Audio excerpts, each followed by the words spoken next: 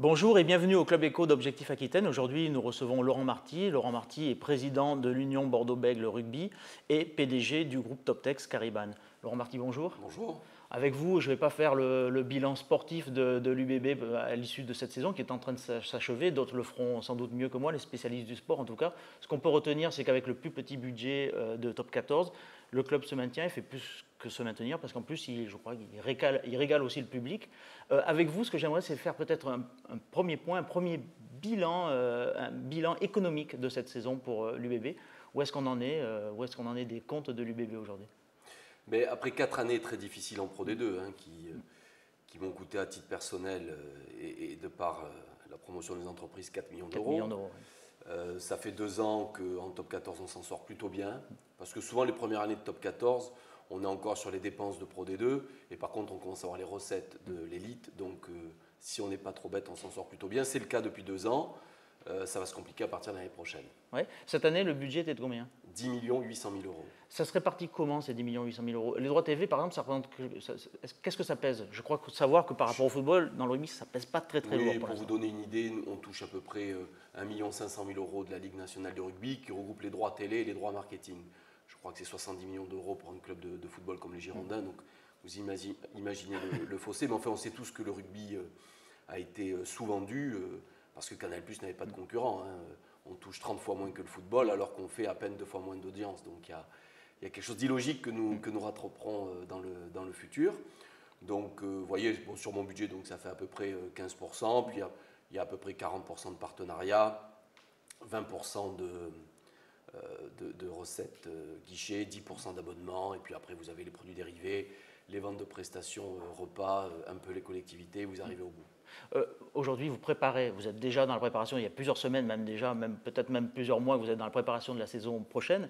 Quel est l'objectif que vous êtes donné en matière de budget, justement? Vous visez quoi? C'est quoi votre challenge à vous?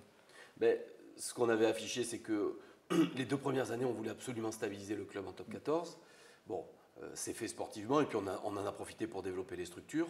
Puis vous savez, on est quand même passé, quand je suis arrivé, le budget du club était à 2,5 millions. On a réussi donc à générer 11 millions de recettes aujourd'hui. On était à 9 millions l'année dernière. On était à 5,5 millions quand on est monté de Pro D2. Donc en 2 ans, on n'a plus que doublé. Maintenant, on voudrait arriver à développer le budget de 1 à 2 millions par an pendant encore 2 ans. Donc l'année prochaine, il va passer autour de 12,5 millions. Donc là, le chiffre dont je vous parle, ce sont les recettes certaines. Oui, ça c'est ce qui est acté. Quand on parle de budget, ce sont les recettes. On sait qu'on va dépenser cet argent, donc il faut en trouver autant. Quels sont les partenaires qui manquent le plus en fait à l'UBB? C'est plutôt des gros comptes, c'est plutôt le tissu des PME, PMI de la région. C'est quoi? Vous cherchez, est-ce que l'UBB qui produit un beau jeu, qui régale un spectateur, qui plaît à la télévision aussi, il faut le reconnaître, tous les spécialistes le reconnaissent, est-ce que ça attire, est-ce que ces prestations-là, ce beau jeu, attire des grands partenaires? Alors, vous savez, c'est tout un ensemble de choses pour arriver à l'objectif qu'on s'est fixé. Aujourd'hui, nous sommes largement médiatisés. Oui. L'image de l'Union Bordeaux-Bègles, on a des témoignages tous les jours lors de nos voyages ou sur notre site, est aimée. C'est un club qui est aimé, les gens aiment cette aventure où on repart de rien, et puis surtout, aiment le jeu que l'on pratique. Mais pour l'instant, c'est dur à valoriser, vous voulez dire? Non, ça commence, mais si vous voulez, on est, en termes de public, on a fini 2e affluence française, alors qu'on a joué la relégation toute l'année, et alors qu'on a dû jouer la moitié des matchs à Bègles, dans un stade de 9000 places, sinon nous serions premiers. Je crois que c'est unique dans l'histoire du sport professionnel. On a fait 25 000 spectateurs de moyenne à Chabannes.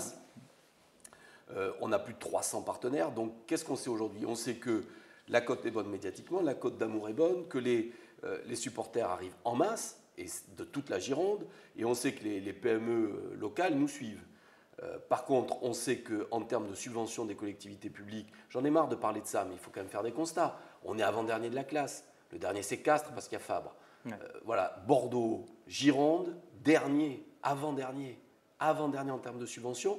Et la deuxième chose, c'est qu'on recherche des partenaires nationaux. Et pour ça aussi, j'ai besoin des décideurs politiques pour nous aider à les convaincre de venir. Mais on a fait une manifestation à Paris il n'y a pas longtemps, de qualité, et on a des touches intéressantes. Je vais faire une boutade, c'est peut-être un peu facile, mais quand on regarde finalement l'engagement des collectivités, quand on regarde le budget et les résultats de l'UBB, Est-ce que c'est outrancier de dire que finalement c'est le meilleur rapport qualité-prix du top 14, l'UBB? Et de loin.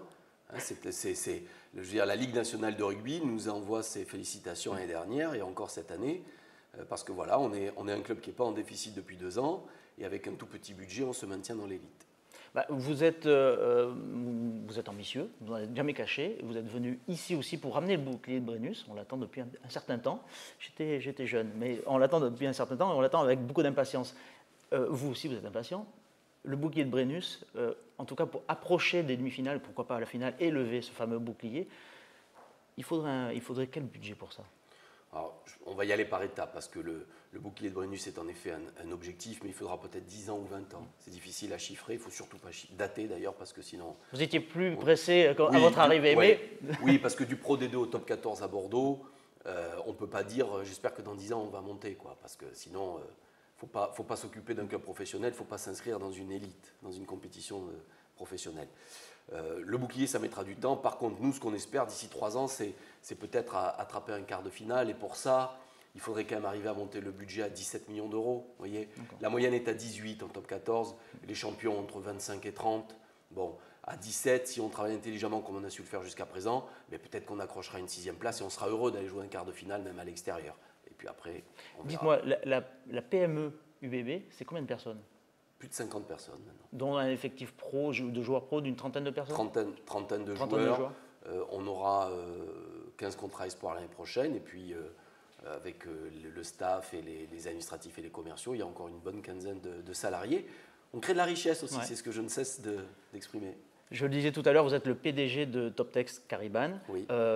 Juste une toute petite photographie en quelques chiffres. C'est combien de personnes? C'est quel secteur d'activité? Alors, on est dans le secteur d'activité du textile destiné à l'équipement de la personne dans l'entreprise, ou textile publicitaire, ou le textile pour les clubs de sport, mais sans aucune vente directe. Je ne traite pas directement avec les clubs de sport ou les entreprises, mais uniquement avec les revendeurs en textile publicitaire. Nous sommes installés à Toulouse et en Belgique, et nous faisons 100 millions d'euros de chiffre d'affaires, 140 personnes. On exporte la marque Caribane dans toute l'Europe et aux États-Unis depuis 2 ans maintenant. Dernière question, sous forme encore une fois de boutade, mais le fait d'être exposé médiatiquement en tant que président de l'UBB, est-ce que pour les affaires, c'est plutôt une bonne opération? Mais non, parce que justement, comme je ne peux pas faire de vente directe, je ne peux pas utiliser tous les contacts que je crée à travers le rugby. Par contre, ça c'est vrai, je crée des contacts, mais on vit caché, on vit dans l'ombre, on est fournisseur de revendeurs, donc on ne peut pas profiter de nos contacts directs. Laurent Marty, merci. Merci à vous. Merci d'avoir suivi ce Club Éco. Je vous donne rendez-vous pour la prochaine édition.